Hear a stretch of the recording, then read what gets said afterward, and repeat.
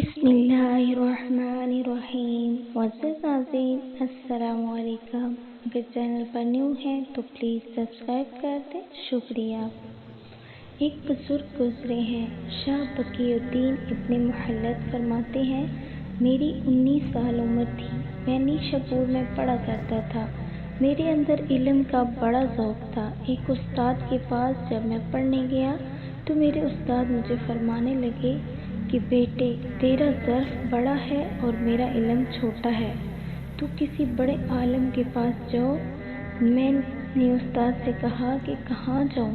کہنے لگے اگر ہو سکے تو بغداد شریف چلا جا، امام احمد بن حنبل رحمۃ اللہ علیہ کی بارگاہ میں چلے جاؤ، وہ حدیث کے حافظ ہیں۔ کہتے ہیں میں نیشاپور سے نکلا تو بحری راستے کے ذریعے جانے لگا۔ جب جہاز میں بیٹھا تو راستے میں طوفان آ گیا۔ طوفان اس تیزی کے ساتھ آیا اور اتنے دن جاری رہا کہ ہمارے جہاز کی سمت ہی بدل گئی، گویا جانا ادھر تھا تو جہاز کا منہ ادھر ہو گیا۔ فرماتے ہیں جا کے کسی کنارے ہم اترے، وہاں پتہ چلا کہ جس جزیرے پہ ہم اترے ہیں یہاں سے اگر پیدل جائیں گے تو 1.25 مہینے میں بغداد پہنچیں گے۔ میں وہاں سے پتے کھاتا ہوا چلا، 1.25 مہینہ لگا، میں بغداد شریف پہنچا، اور جب پوری جدوجہد کر کے وہاں پہنچ گیا تو پتہ چلا کہ امام احمد بن حنبل کا تو مدرسہ ہی بند ہو گیا ہے، ان کے جمعہ پڑھانے پہ پابندی لگ گئی ہے، وقت کا بادشاہ ان سے ناراض ہو گیا ہے۔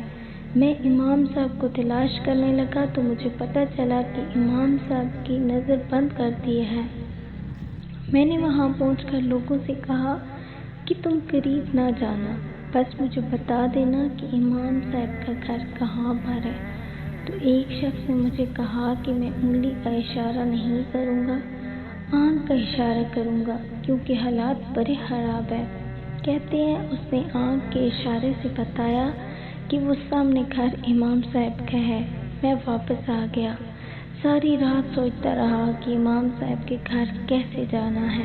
پھر مجھے ایک تجویز سمجھ میں آئی۔ صبح جب میں اٹھا تو میں نے سر سے پگڑی اتاری، اپنے بالوں میں ہاتھ ڈال کے بال بکھیر دیے، پھر میں نے اپنی قمیض کو تھوڑا سا ایک جگہ سے پھاڑا، تھوڑا سا دوسری جگہ سے ٹخنوں کے قریب پھاڑا اور تھوڑی سی تہمت کو پھاڑا۔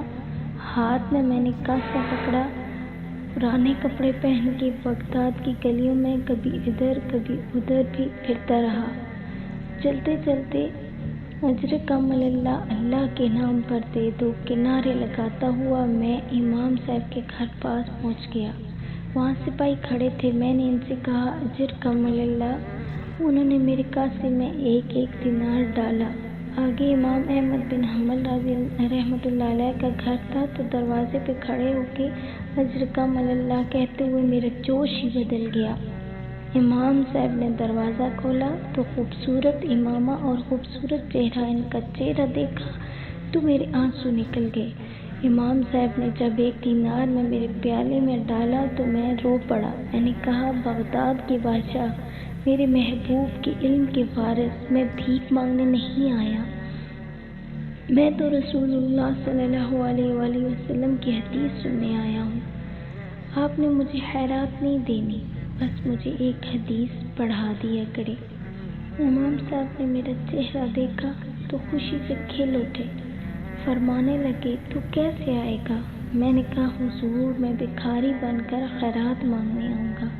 شاہ بقی الدین رحمۃ اللہ علیہ کہتے ہیں میں پورا سال بھکاری بن کے جاتا تھا۔